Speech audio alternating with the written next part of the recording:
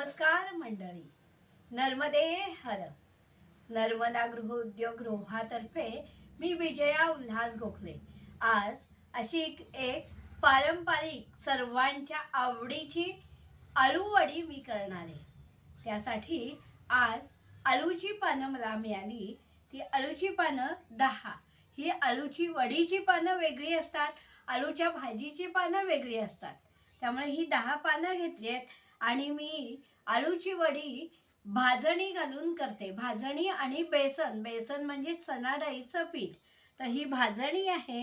हे एक अलवण म्हणजे 2 वाट्या, मोठ्या 2 वाट्या म्हणजे हे अलवण आहे. हे एक अलवण छोटं आहे. ते एक मोठी वाटी आहे, जवळ थोडं वर आहे. हे बेसन आहे. घडी डाळ गरम करून म्हणजे उन्हात गरम केलेलं तापवून असं बेसन घरी करते मी. आणि भाजणी पण त्या दिवशी भाजलेला व्हिडिओ माझ्या यूट्यूबला आहे. तर ती ही थालपिठाची भाजणी घेतली आहे. हे बेसन दळून आणलेलं आणि हा चिंच गोळाचा कोळ आहे. आणि चिंच गूळ तिखट आणि जिरा घालून कोळ केलेला आहे. त्यात मीठ आहे, पाणी लागणार आहे, आपल्याला मीठ लागणार आहे, थोडीशी मी साखर आज घालणार आहे, तीळ आहेत एक छोटी वाटी आणि अर्धा वाटी ओवा आहे.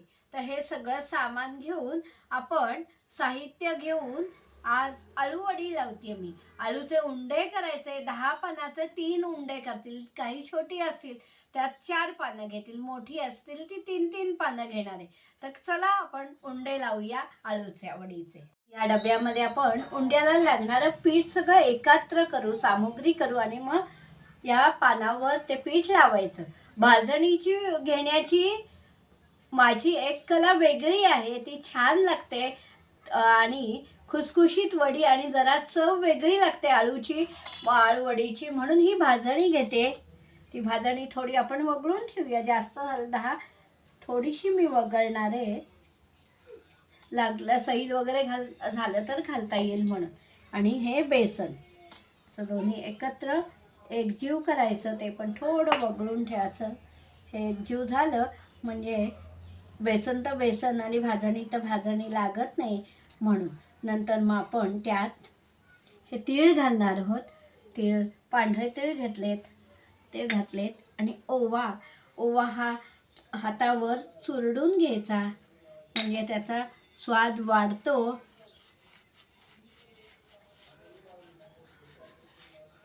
असा ओवा चुरून घातला हातावर. सगळं एकजीव झालं की मग त्यात साखर मी घालणार आहे थोडी.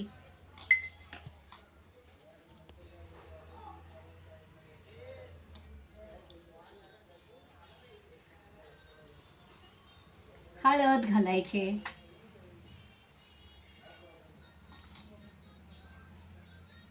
हा गोडा मसाला आहे.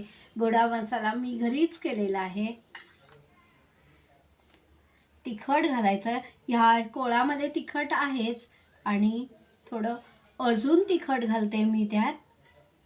थोडा हिंग घालायचा चवीपुरता. बाकी जिरं आपण ह्या चटणीमध्ये घातलेलं आहे त्यामुळे जिरं काही वेगळं घालायचं नाही.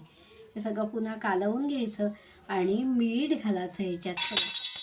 कोळात मीठ आहे, थोडं अजून घालायचं आणि मग चव बघून थोडं जास्त कमी काही वाटलं तर करूया. आणि हे सगळं एकजीव झालं की मग हा चिंचगुळाचा कोळ मी ह्याच्यात घालते. हा कोळ बघा साधारण असा चिंचगुळाची चटणी जशी आपण पाणीपुरीला वगैरे घालतो तशा तेवढा जाड आहे. आणि तो पानावर लावता येईल अशा पद्धतीने आपल्याला हवं. एकदम पातळ पण पीठ करायचं नाही आणि एकदम घट्ट पण नाही. आपल्या ते पानावर बसलं पाहिजे. सैल झालं तर पुन्हा प्रॉब्लेम नको म्हणून साधारण घट्टच असं हवं. हा सगळा कोळ लागेल. लागल्यास वरती पाणी घालूया.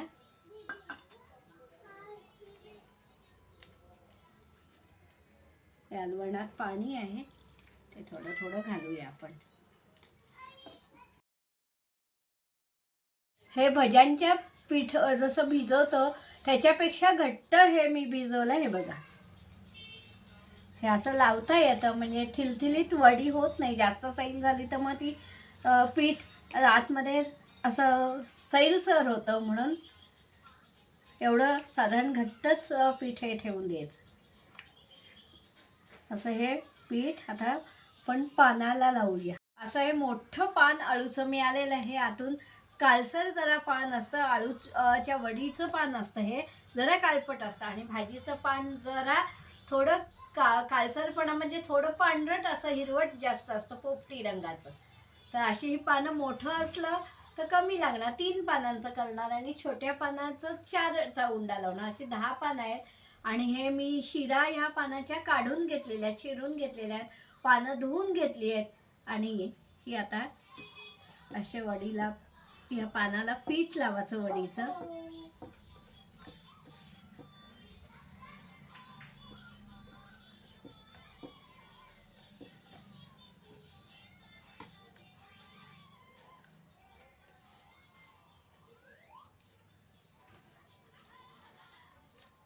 कोणी उलट्या बाजूने लावतं, कुठल्याही बाजूने लावलं तरी चालेल. मी ह्या बाजूने लावते.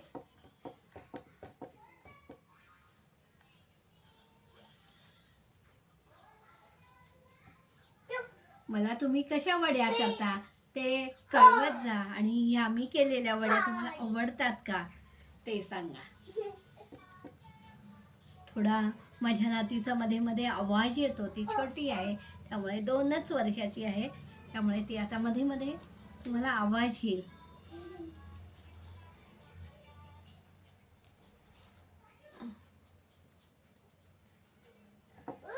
तर ह्याच्यावर दुसरं पान लावायचं आपण.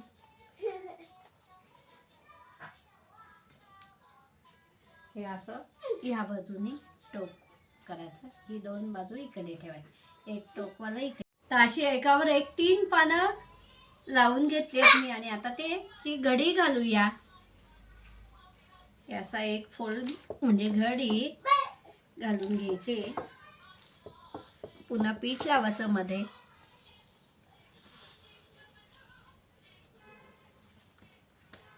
ह्याचं हे पान इकडे ठेवायचं आणि त्याची घडी.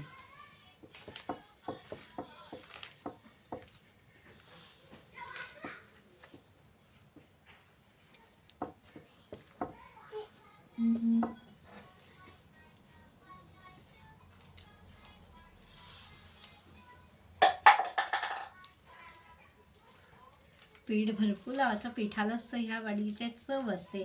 आणि जे खवणारं वगैरे एखादं असलं तर चिंचगुळाचा आंबटपणा आहे, त्यामुळे ती खास येत नाही जिभेला आपल्या.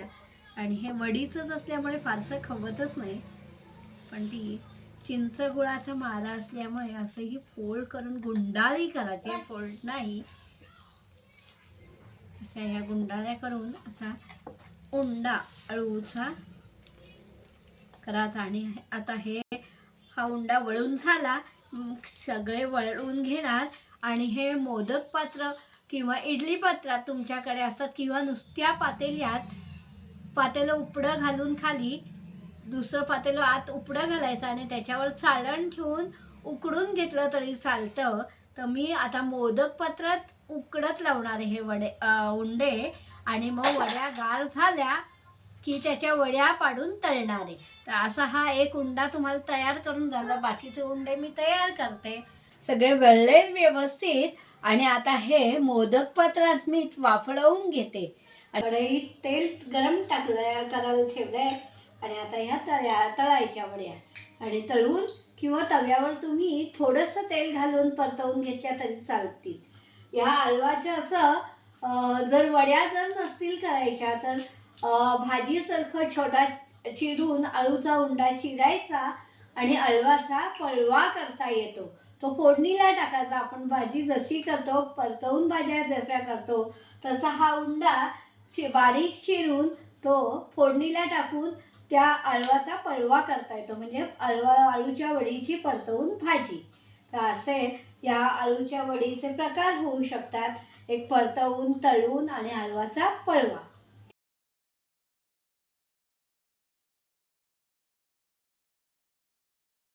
प्रकारे ह्या भाजणी घातलेल्या वड्या तुम्ही कशा करता? मी भाजणी आणि बेसन घालून केलेल्या आहेत. भाजणीमुळे खुटखुटीतपणा आणि खुसखुशीत लागतात, चविष्ट लागतात. तुम्ही कशा करता ते सांगा. आणि ही भाजणी घालून पद्धत आवडली तर तशा तुम्ही भाजणी घालून वड्या करून बघा. तर अशा ह्या वड्या तुम्हाला आवडतीलच याची मला खात्री आहे. आणि तुम्ही करून बघा, भाजणी घालून करून बघा. आणि हा माझा व्हिडिओ लाईक करा, सबस्क्राईब करा, शेअर करा आणि प्रत्येक तुमच्या नातेवाईकांना सांगा की वड्या अशा करून बघा. धन्यवाद. नर्मदे हर.